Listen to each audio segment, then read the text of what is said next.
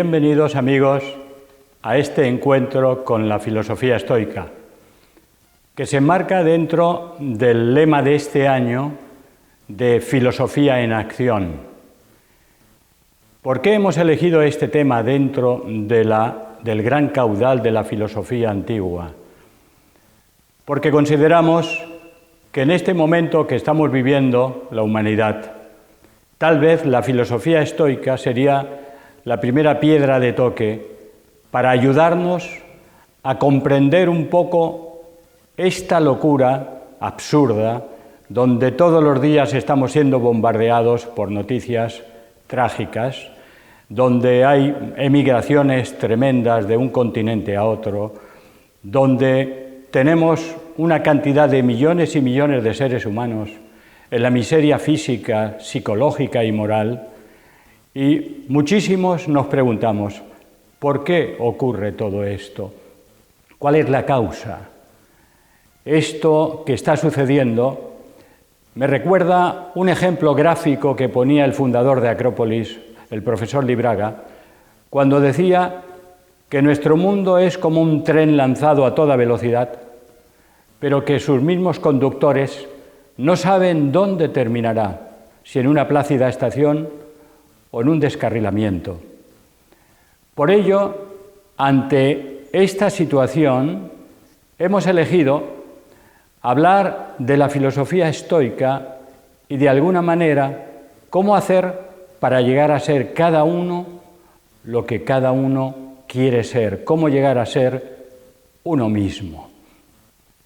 Es muy curioso que la época nuestra, en cierto sentido, tiene un paralelismo con la época donde nace la escuela estoica en Atenas.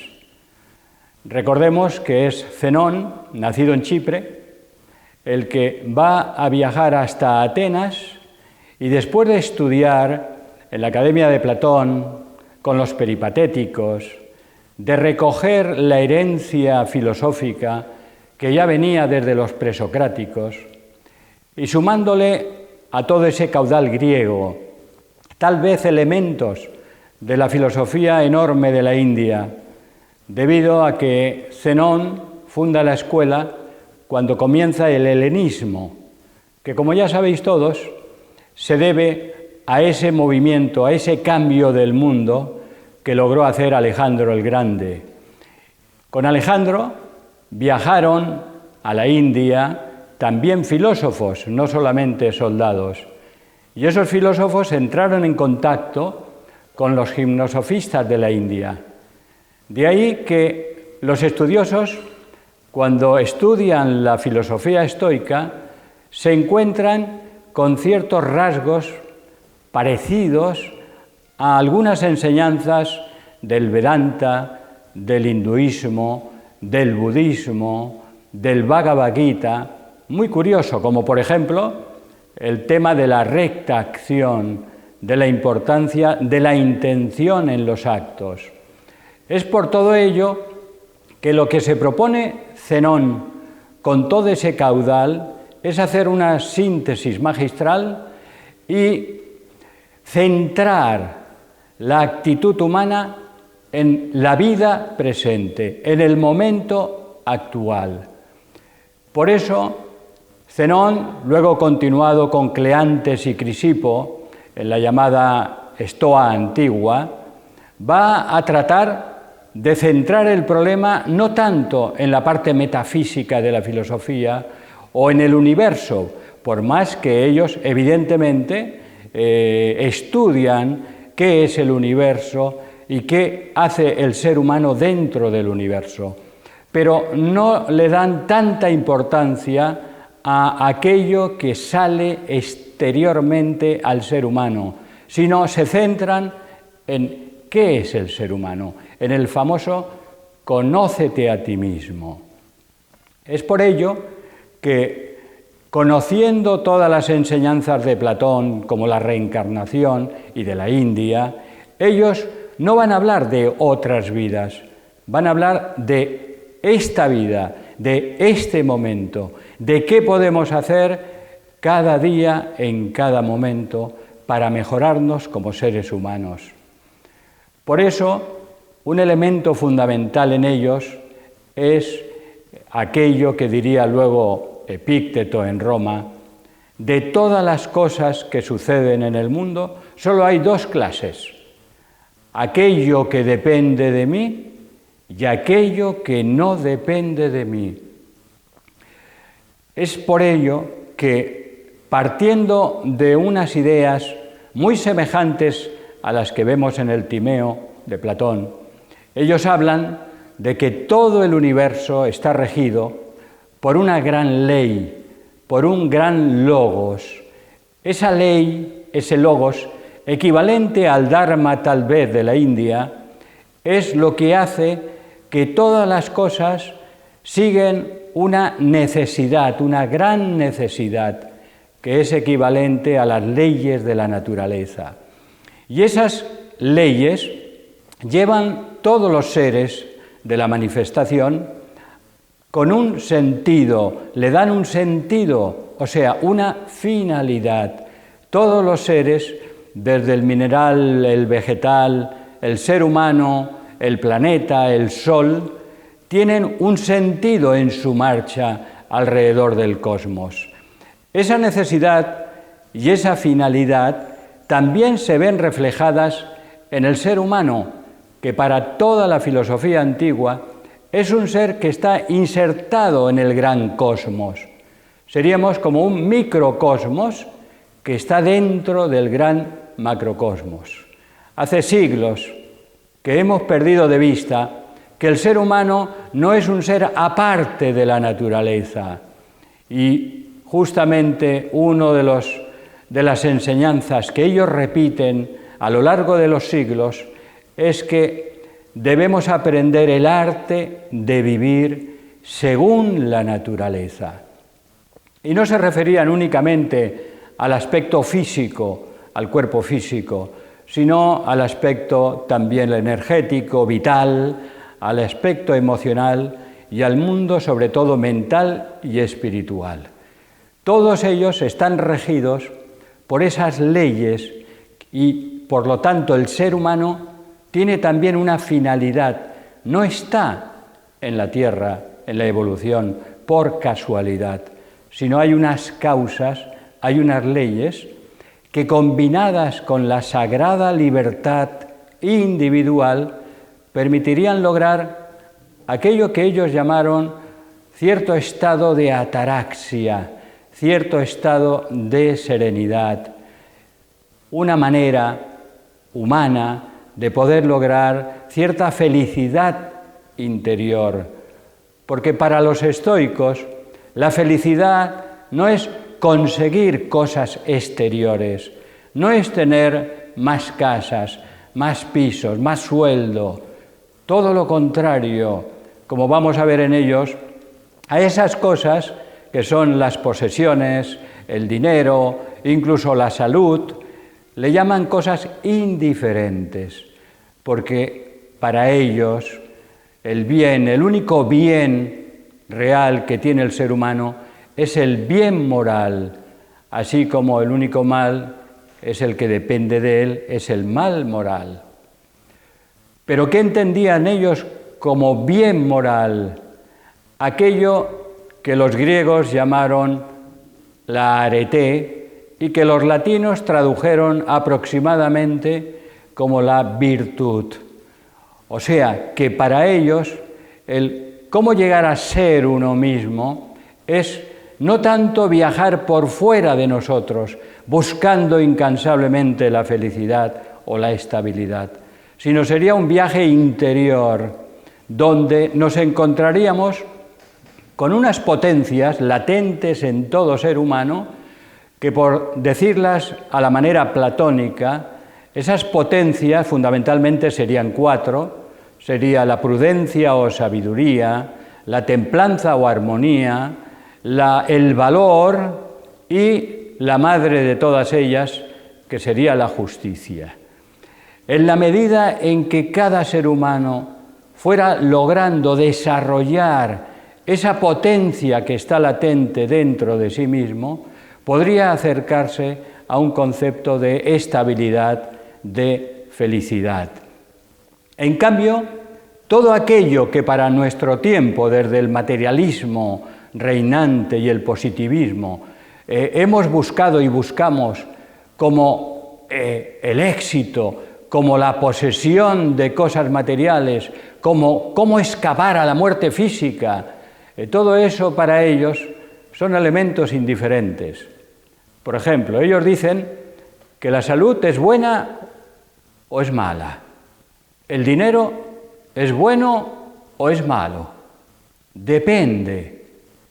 A veces una persona sana, fuerte, hace mucho daño a otros enfermos o débiles.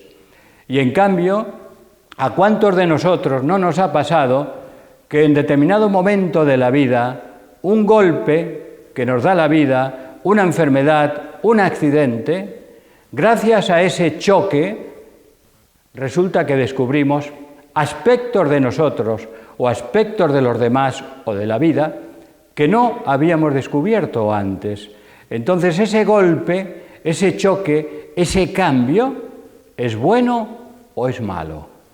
Depende del uso que hagamos de ello. El dinero, ¿es bueno o es malo?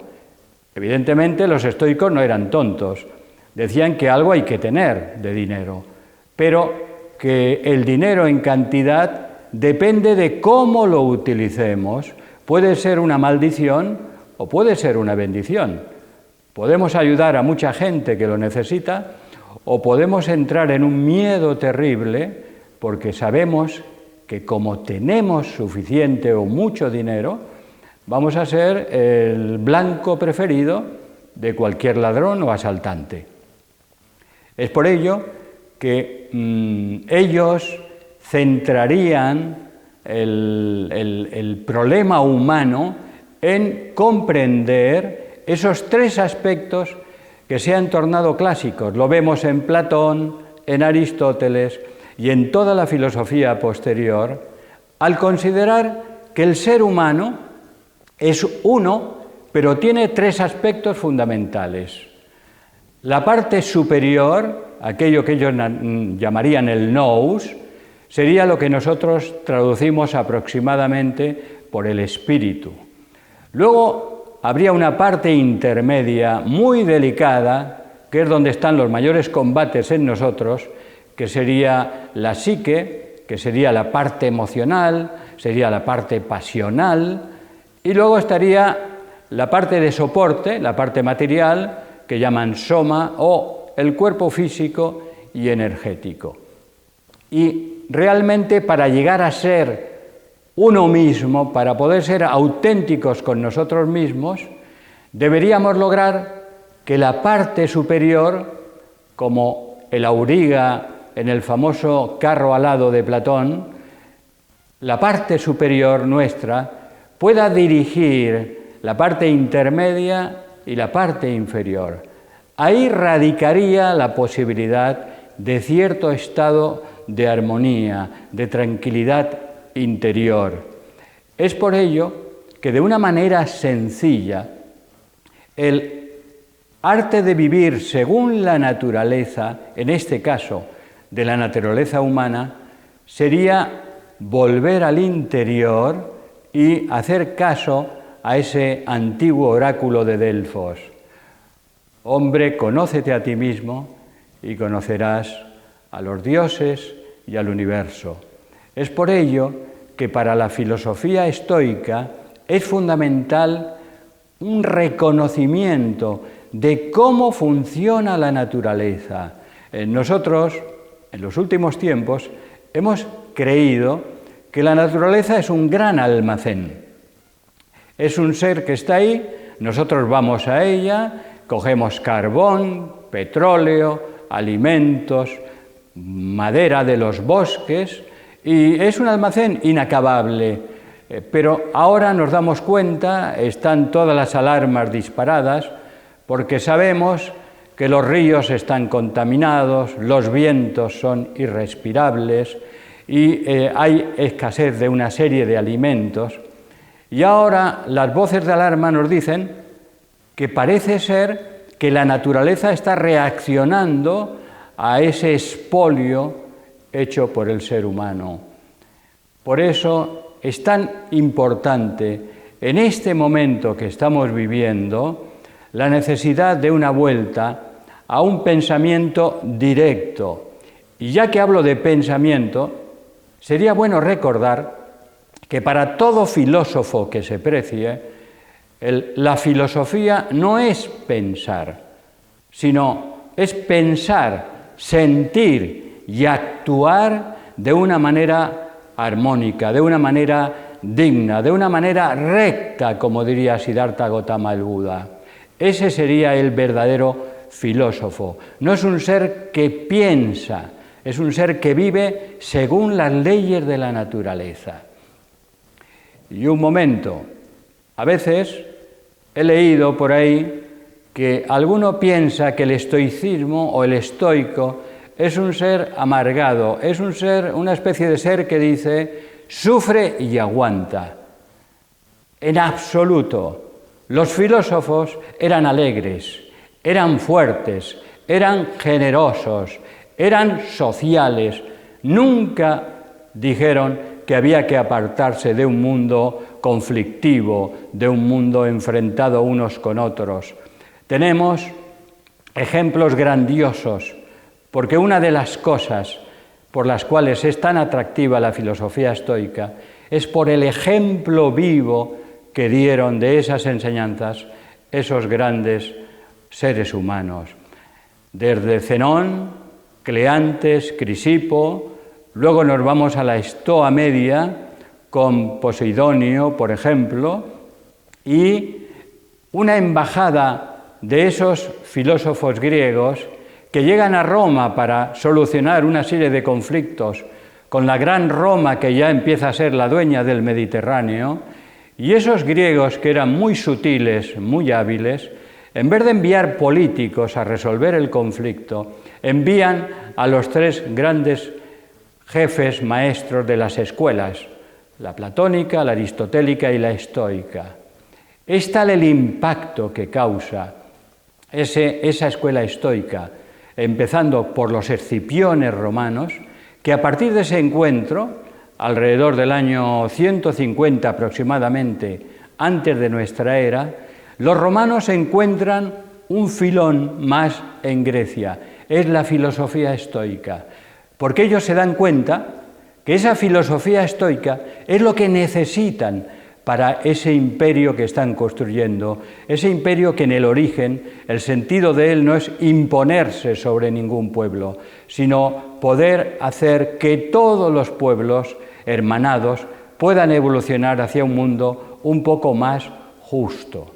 Y ahí se produce la entrada grandiosa de ese estoicismo en Roma, cuyos tres más grandes representantes, aunque hay muchos más, van a ser Séneca, nuestro cordobés, Epícteto y Marco Aurelio.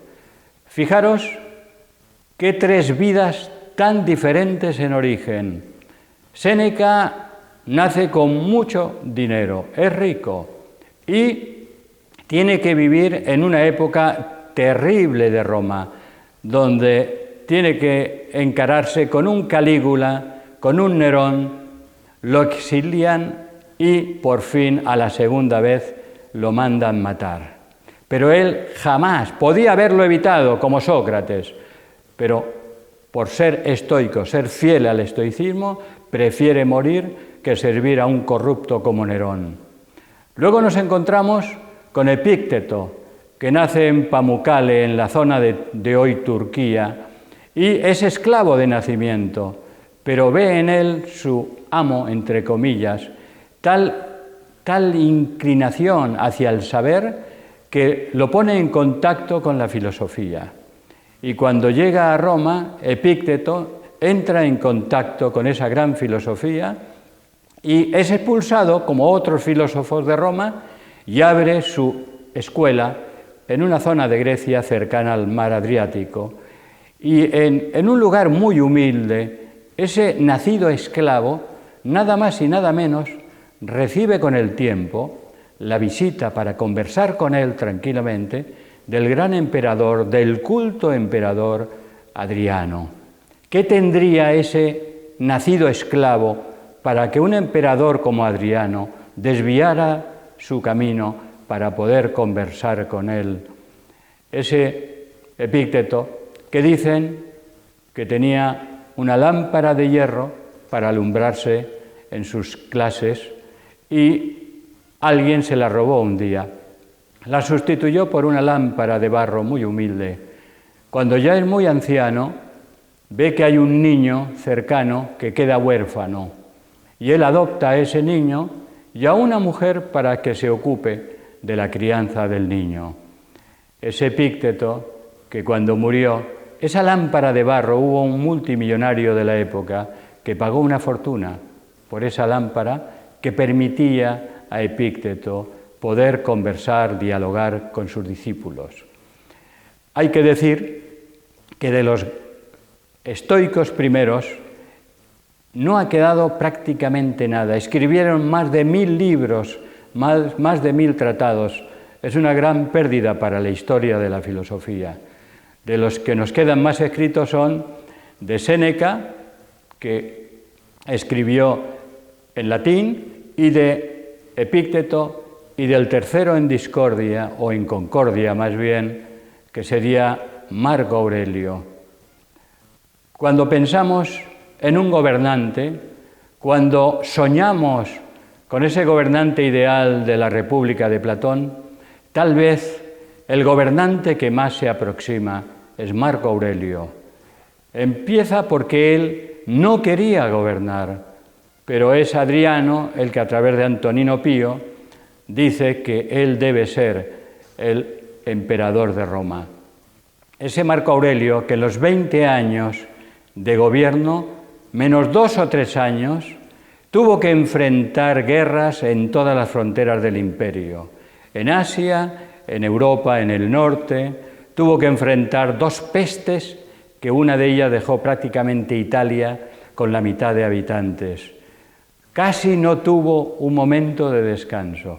Y a pesar de esa vida tan increíblemente dura, vemos que escribe por la noche, en vez de dormir en las orillas del Danubio con un frío terrible, unos escritos que traducen como meditaciones, pero tal vez sería más correcto llamarle a mí mismo, porque eso que ahora leemos y que está de moda traducciones en todo el mundo, de Epícteto, de Marco Aurelio, de Séneca, eso que escribe Marco Aurelio es un diálogo con su propia alma, con su propio corazón.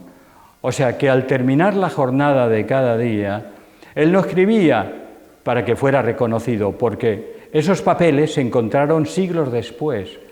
Era lo que él, con su propia conciencia, conversaba. Es por ello que tanto Séneca como Epícteto como Marco Aurelio son 3 grandes ejemplos de cómo enfrentar situaciones muy difíciles de la vida, las pruebas de la vida, manteniendo esa fidelidad a uno mismo, ser capaz de esa autenticidad que es lo que buscan por encima de todo los estoicos. Por eso, amigos, hoy en día, para este tiempo tan turbulento, yo había propuesto hoy esta conversación y esta recomendación que os hago a todos vosotros, leer y reflexionar sobre esas enseñanzas de estos grandes personajes de la filosofía, porque nos van a hacer mucho bien. Igual que en el siglo III, cuando muere Alejandro, hay una serie de luchas y enfrentamientos entre los diferentes reinos, hoy nos encontramos con una situación equivalente, donde todos se enfrentan contra todos, donde las noticias que se publican es siempre de sangre, de lágrimas, de dolor, como si no hubiera hoy en el mundo seres humanos que estén haciendo algo bueno, bello, verdadero, justo. Por eso mi intención en esta pequeña charla es, por un lado, un homenaje a estos grandes maestros de la filosofía que fueron los estoicos, y por el otro lado, yo no puedo permanecer indiferente ante el mundo actual, ante tanto sufrimiento. Y nuestras armas son lo bueno, lo bello, lo verdadero y lo justo. Esa es la forma de poder ayudar a que el mundo mañana sea un poco más bello, un poco más justo, un poco más amable, donde tengan cabida también, junto a la tecnología, pueda caber el arte, la poesía, la mística, de manera que el ser humano no sea un lobo para el hombre, sino que el ser humano realmente comprenda que forma parte de una naturaleza maravillosa y que su sagrada libertad es la que le permite vivir de acuerdo a las leyes de la naturaleza, no hacer lo que se me ocurre, no seguir los deseos en exceso, no dejarnos llevar por las pasiones animalizadas, sino poder tener ese eje monicón que decían los griegos, para que podamos dirigir nuestra vida y podamos ser fraternos con los que están a nuestro alrededor. Y por eso, para terminar, os quería traer 3 frases, una de cada uno de ellos, de estos grandes. Séneca, en una carta a Lucilio, dice: el hombre debería ser algo sagrado para el hombre. Este todo universo que ves, que abarca el mundo divino y humano, constituye una unidad. Somos miembros de un gran ser. La naturaleza lo ha dispuesto todo según justicia y equidad. Y según la ley, tal como decía Sócrates, es peor hacer daño que sufrirlo. Nuestras manos tienen que estar dispuestas a prestar ayuda. En el corazón y en la boca tenemos que llevar aquel verso antiguo: hombre soy, nada humano me es ajeno. Termina Séneca: ¿hay esclavos? No, hay seres humanos. ¿Hay esclavos? No, compañeros, amigos. Nos vamos a Epícteto, que nos dice: en nuestro poder está nuestra opinión, nuestros juicios y nuestra voluntad.